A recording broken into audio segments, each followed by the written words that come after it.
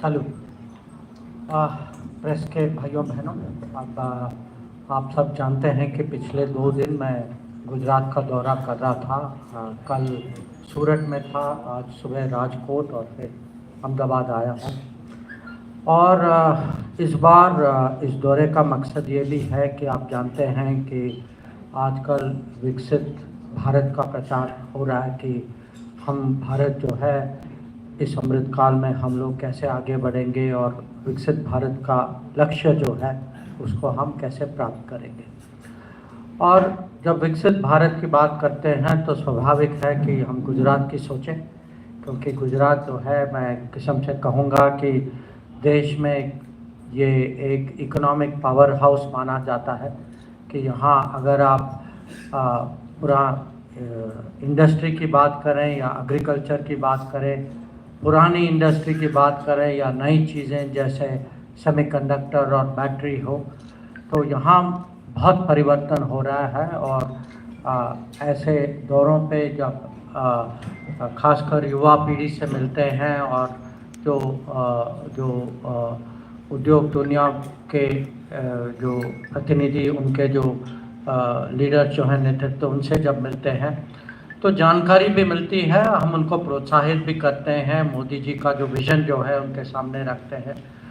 और हम जो है आज हमारी कोशिश है कि भारत एक किस्म से टीम इंडिया आगे बढ़े। और आज एक देश के लिए भी एक बहुत महत्वपूर्ण क्षण है कि अगले 5 साल में हम देश को कितना आगे ले जाएंगे। उसके बाद जो पिछले 10 साल का जो फाउंडेशन, उसके आधार पे विकसित भारत किस गति से हम आगे बढ़ा सकते हैं, ये भी एक विषय है जो हमारी बातचीत हो रही है। तो इसी कनेक्शन में मैं यहाँ आया हूँ। आज इसके बाद यहाँ के चैम्बर ऑफ कॉमर्स के साथ वहाँ मुलाकात है और मैं अपने विचार भी रखूँगा, उनसे भी मैं चाहूँगा, क्योंकि ऐसे जब आना जाना होता है कि तो बहुत सारी फीडबैक भी मिलती है।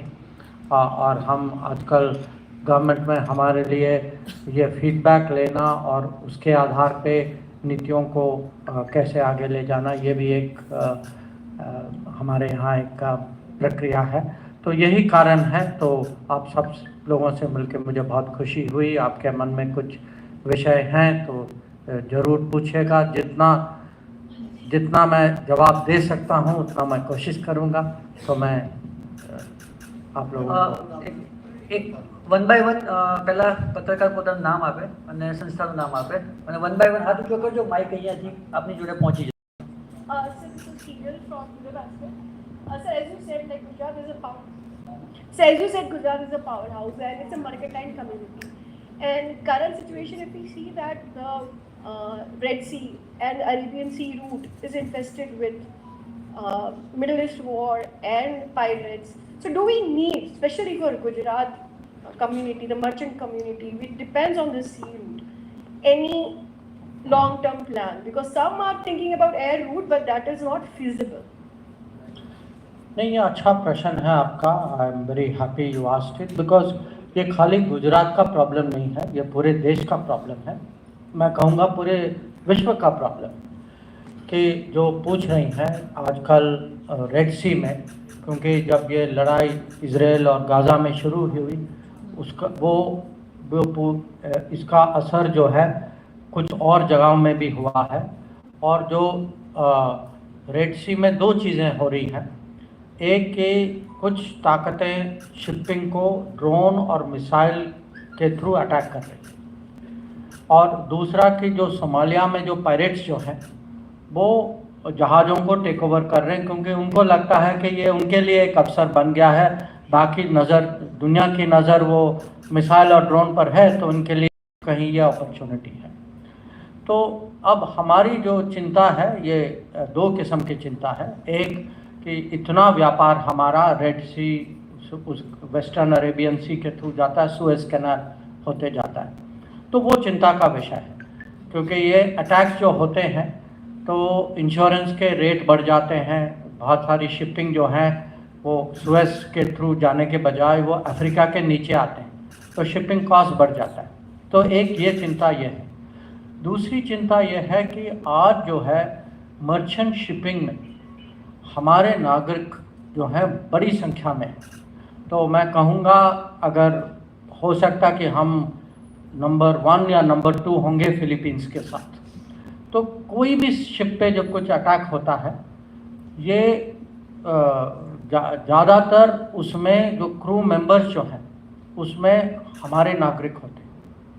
तो उनकी सुरक्षा के लिए भी हमें हम चिंतित हैं। तो सरकार ने ये तय किया, पहले हम लोगों ने 8 जहाज, नौसेना के जहाज भेजे वहाँ। उसके बाद 8 जो हैं 12 बने। 12 मेरे ख्याल से जो मुझे लास्ट फिगर 21 का बताया गया, हो सकता है कि थोड़ा ऊपर नीचे हो। तो पिछले 3 महीने से हमारे जहाज जो हैं वहाँ पेट्रोलिंग करते हैं, और उन्होंने कम से कम, क्योंकि ये पेट्रोलिंग जो है ये 3 किस्म के ऑपरेशन वहाँ चल रहे हैं। एक एंटी पायरेसी, एक जो है कि कहीं ऐसा कोई शिप डेंजर में हो तो उसकी सुरक्षा कैसे वहाँ तुरंत पहुँच जाते हैं। 1-2 शिप हैं जहाँ आग भी लगी थी और जो उनके क्रू ने शिप को छोड़ दिया था, तो हमारे नौसेना के जवानों ने वहाँ जाकर वो शिप को रेस्क्यू किया, उसको ठीक किया, फिर वापस उनके हवाले कर दिया।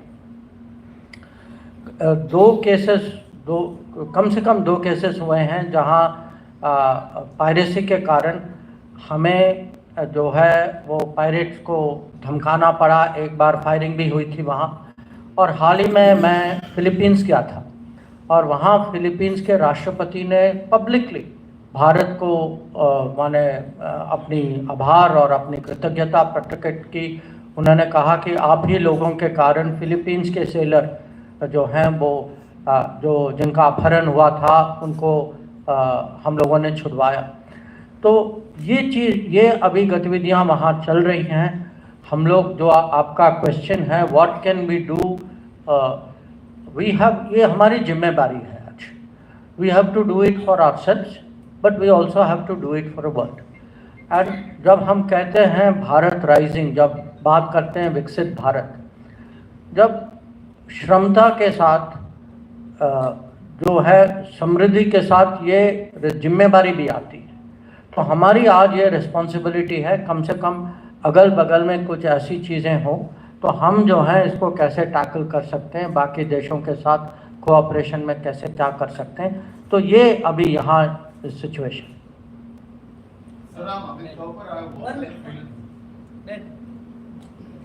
Sir, I'm Meghna Dev from DD News.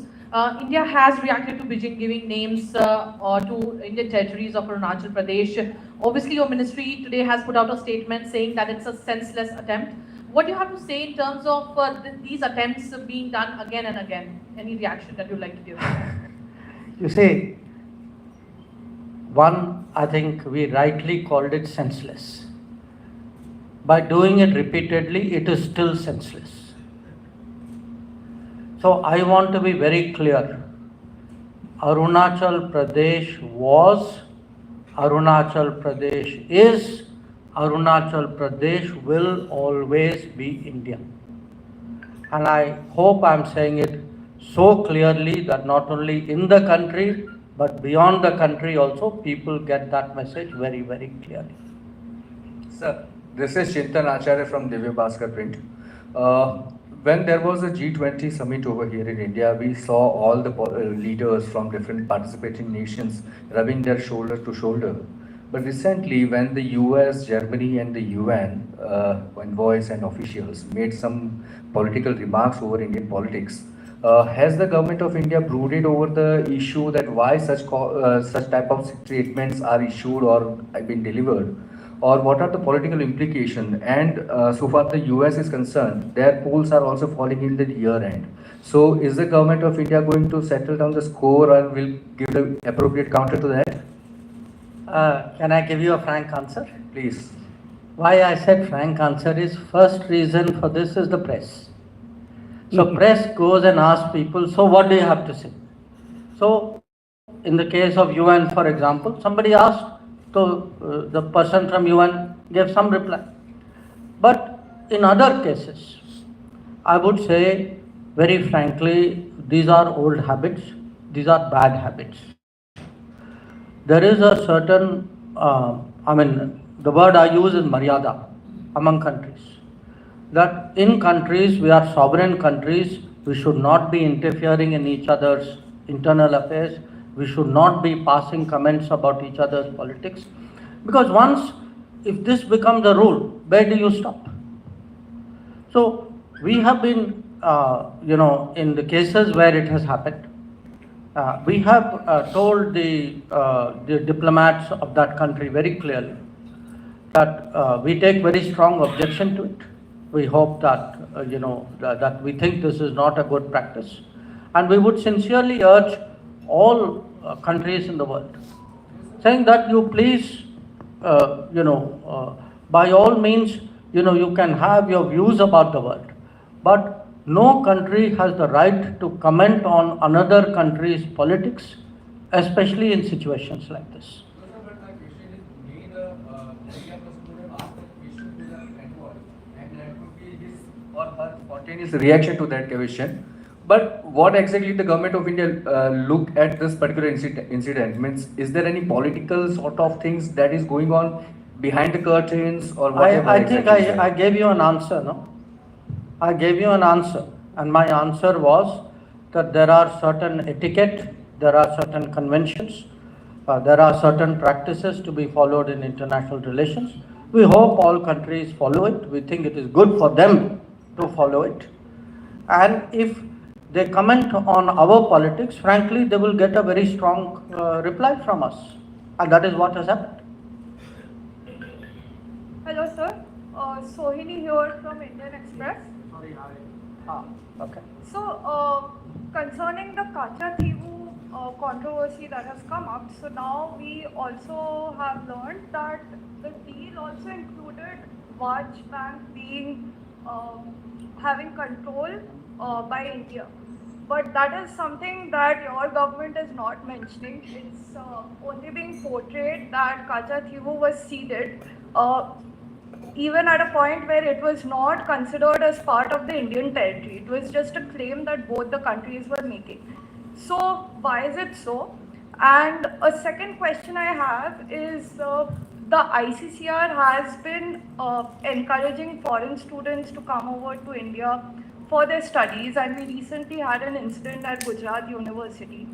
So how do you see that working out, and if there are any back channel reconciliation or any sort of assurance that is being given by the Indian government? Did you see my press conference yesterday? Huh? You did? Okay. So what did I say at the press conference? I said at the press conference, the reason why Kacha Thivu has come up as an issue is because in the last 5 years, it has come up in the parliament. Parliament questions have been asked. It has come up in debates. It has come up in the consultative committee of the MEA. It has come up in the public space. Political parties of Tamil Nadu, including the government of Tamil Nadu, the Chief Minister of Tamil Nadu, have written letters to me. I even mentioned 21 letters were written. So we felt, considering today that the situation of the fishermen is so much a concern, then it is right for the fishermen themselves and the people of Tamil Nadu to know the truth and the whole truth of this matter. So what was the whole truth that they did not know? The whole truth, maybe some knew, maybe some didn't. The whole truth was, number one, that Pandit Nehru and Indira Gandhi ji had very little concern for Kacha Thivu. One described it as a small island, one described it as a little rock. So that was my first point. My second point was, at that time when this discussion was going on, I'm talking of 1950s and maybe 1960s, 50, 60 you can say. There was legal advice given saying at least if you are negotiating, please obtain fishing rights. But fishing rights were not obtained. In fact, those fishing rights were finally were ceded in a agreement in 1976. So that was the second point. The third point is that the party in Tamil Nadu, DMK, which is made, which has raised the fishermen issue so many times, DMK was actually complicit in this whole matter. That 1 year before the Kachativu agreement was made, actually the then Foreign Secretary had discussed it with the then Chief Minister of Tamil Nadu and gone back to him again, had shared the complete details of what we were discussing. And the Chief Minister basically said, okay, I'm okay with this agreement, but in public I don't want to appear supporting you. These were the truth, these were the facts which the public of Tamil Nadu, the public of India need to know. So whether this was part of an agreement which had other issues or not, it is immaterial. Vaj Bank may have been there. Does that mean that Chief Minister of Tamil Nadu was not consulted? Vaj Bank may have been there. Does that mean Pandit Nehru didn't say it was a small island or that fishing rights were not negotiated? So let's be very clear. We put out 3 important facts as truth. If you disagree, if somebody says this is untrue, I'm prepared to listen to it. But if you say, those 3 things don't matter because there is 5 and 6 and 7, that is not relevant. If you have objection to the 3 things we have said, please tell me. Because these are documented. These were released under RTA. So we have put out the truth. If you don't like the truth, say so. But don't try to hide the truth by coming up with some other argument. That we will not accept. Your other question on ICCR. Look, a very unfortunate incident happened. I think as soon as we heard about it, we were immediately in touch with the local police authorities. I must say they also moved very quickly on this matter. So my sense is that immediate remedial action was taken, and I treat it as something which was exceptional. It was regrettable, but I think most foreign students in India have a good experience. I meet many of them. Whenever I go to any university in this country, I always make it a point to meet foreign students. And I can tell you most of them enjoy their stay in India. I also meet many of them when they go back to their countries, and they have very good memories of India. So treat this as something which is regrettable, but this is not a representative action. Sir, in a written statement, What? you have What? mentioned एक as the एक foreign minute secretary. एक minute एक minute पहले सिद्धार्थ भाई ना आप एक minute Siddharth भाई પછી તમારો વારો. Sir, Siddharth Pandya here from the PTI, sir. I would just like to bring up the tweet by the former finance minister, P. Chidambaram, who has referred to the RTI, which was done on 27th of January 2015. And he has tweeted this also, and he has said that now the foreign ministry is doing a somersault now, and especially allegedly he has said the role of foreign minister, he's playing in the hands of RSS and BJP. How would you react to that, sir? If Mr. Chidambaram was unaware that I was member of BJP, that's his problem. I am a member of BJP. I am a proud member of BJP. If you are asking me, again I refer to what our colleague asked earlier. I yesterday made 3 points. Point number 1, Pandit Nehru and Indira Gandhi ji gave no importance to Kachativu. Point number 2, legal opinion said, please negotiating fishing rights, they disregarded it. Point number 3, DMK was complicit in everything which it does, and today while it talks about fishermen's rights, it was actually party to giving away these rights in 1976. Now, whether it is Mr. Chidambaram or whether it is anything which anybody else wants to ask me, if you wish to dispute these 3 facts, please do so. But there is public document out there. So by saying that today Jaishankar is in BJP or not, which Jaishankar is in BJP and is proud to be in BJP, that does not change anything. Facts are facts. Truth is truth. Fishermen of Tamil Nadu should know who has put them in that position. So any personal criticism of, see, a person who brings out the truth is not popular with the people who are hiding the truth. That is the issue.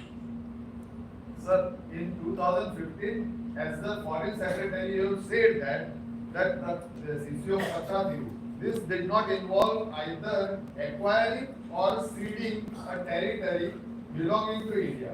You have said that. Since the area in question, Kachadiru, has never been demarcated.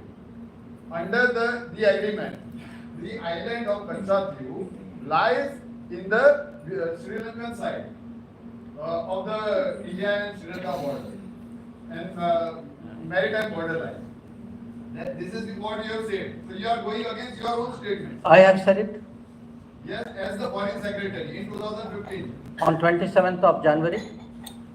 Yes, That- say, I was first. written reply you have given. First of all, I was not foreign secretary on 27th of January. Please check your dates. Number two, 15 January, I don't know the और exact मुझे date. पता है when I became foreign secretary, no? I became foreign secretary on 28th of January. Given in the- But that doesn't matter. That's a small issue. Issue is, look, in the what happened when the government, the previous Congress governments, 1974, 1976, did agreements. I myself yesterday, if you have seen my press conference, what did I say in the press conference? I said after the government took these steps, this then became the standard government position. So this position, I myself read out one position, a position which was taken by my ministry, Mr. E. Ahmad, read out that question, read out that answer in 2008, I think. So, look, the issue is not what was the government's position. The issue is the 3 points I made. That the public should know that DMK was complicit in it. Public should know there was legal opinion saying please negotiate fishing rights. Public should know that Indira Gandhi said this is a little rock and Nehru said it's an unimportant island, which doesn't matter to me. What was said in parliament, does it in any way contradict this? Of course not. So please ask yourself what you are asking me before you ask. Last question, Jay. Last question, Jay. Please, Meghna. So Meghna from DD News, I have one more question. There have been a number of reports that have been coming in terms of Indian youngsters going to other countries on the pretext of employment, fraudulent cases, and a lot has been coming. Recently, a statement was put out by your ministry in terms of the Indians who were stuck in Cambodia as well. Is the ministry taking any action to it, any crackdown on these agencies who are taking these youngsters on the pretext of employment and then probably they are stuck there? Some of them have also been saying that they have been kept hostage or in such situations. Yes. You see, what has happened is often young people, they are cheated or fooled by agents of various kinds. So in this particular case, a set of young people were taken to Cambodia. Some months ago, we had some people who were taken to Myanmar. Okay. Sometimes we have people, we see in different countries where, because young people, often somebody comes and promises something, वो मान जाते हैं, वो उसको verify नहीं करते. We had this, right now we are looking at young people who are told something and taken to Russia. So these are today, so what do we do? हम लोग जो है we issue advisories, हम लोगों को चेतावनी देते हैं. Whenever we find a case, like Cambodia case or Myanmar, obviously first thing जहाँ वो ये लोग फंस जाते हैं, our first effort is somehow उनको छुड़वा दें, घर भेज दें. This is objective number one, which we do. In very large numbers, Myanmar, Cambodia. We have, and wherever it happens, this is our obligation as a government. And every embassy knows, immediately they get on with the job. Secondly, wherever we get details of agents, we immediately write to the state government saying, this person or this agency has done it.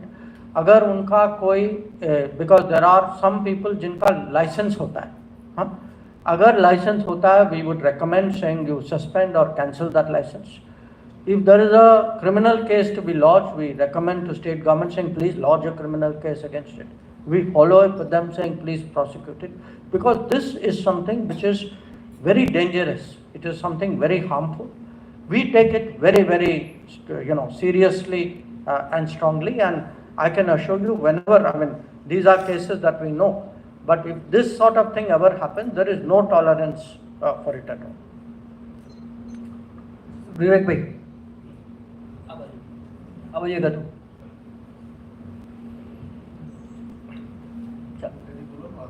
Hello sir, my name is Jayraj and I am from vibes of India. So मैं आपसे ये पूछना चाहूँगा कि आप गुजरात में आए हैं और विकसित गुजरात की, विकसित भारत की हम बात करते हैं, तो आप गुजरात को रिप्रेजेंट भी करते हैं, तो आपके अंदर वो गुजरात वाली बात या गुजरातीपन अभी तक आया कि नहीं?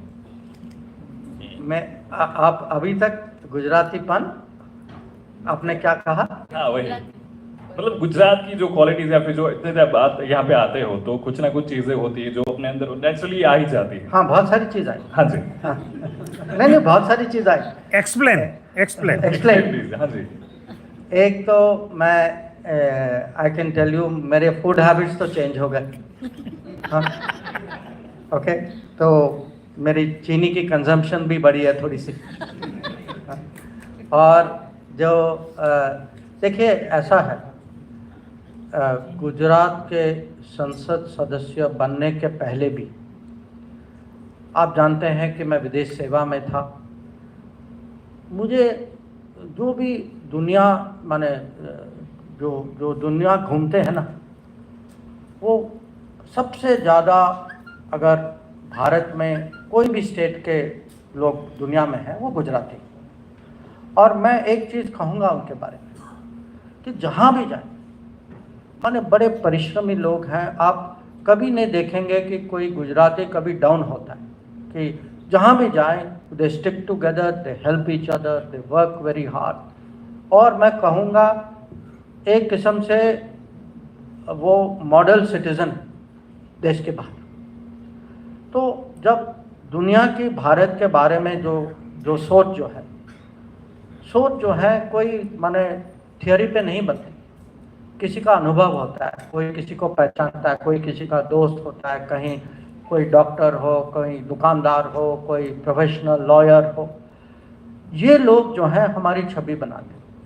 तो एमपी होने के पहले भी मैं बहुत प्रो गुजराती था, क्योंकि मुझे लगा कि देखिए इन्होंने जो है दुनिया में एक किस्म से भारत की इज्जत, भारत का रोशन जो है इन्होंने किया।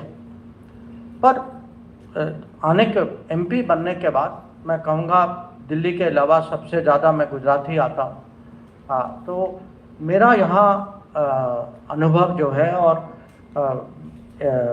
2 बार मैं नवरात्र के समय में आया हूँ, और कभी कभी जहाँ कभी विजिट्स होते हैं तो अहमदाबाद या गांधीनगर जो फॉरेन डिग्निटरीज़ के साथ भी आए। तो मेरे लिए जो है एक किस्म से बहुत कुछ सीखने को भी है। और यहाँ और अभी आप जानते हैं कि कैबिनेट में भी अगल बगल में गुजराती ही हैं तो उनका भी कुछ प्रभाव होता है हम सब पे। तो ओवरऑल फीलिंग बहुत पॉजिटिव है। और बस हो सकता है कि थोड़े समय बाद कहीं ना कहीं ऐसा मौका आएगा जहाँ कम से कम मुझे कुछ गुजराती में बोलने का अवसर, तब तक कुछ क्षमता भी होगी इसमें, देखते हैं। Sir thank you very much, અને આપ સૌ પત્રકારોનો ખૂબ ખૂબ આભાર. આપણે અહીંયા આગળ અમારો આમંત્રણને સ્વીકાર કરીને અહીંયા આવ્યા. અને ઉર્વિશભાઈને હું વિનંતી કરું કે જે આપનો વિષય છે બતાવો, અને આપણે અહીંયા આગળ આ વાર્તા સમાપ્ત કરીએ.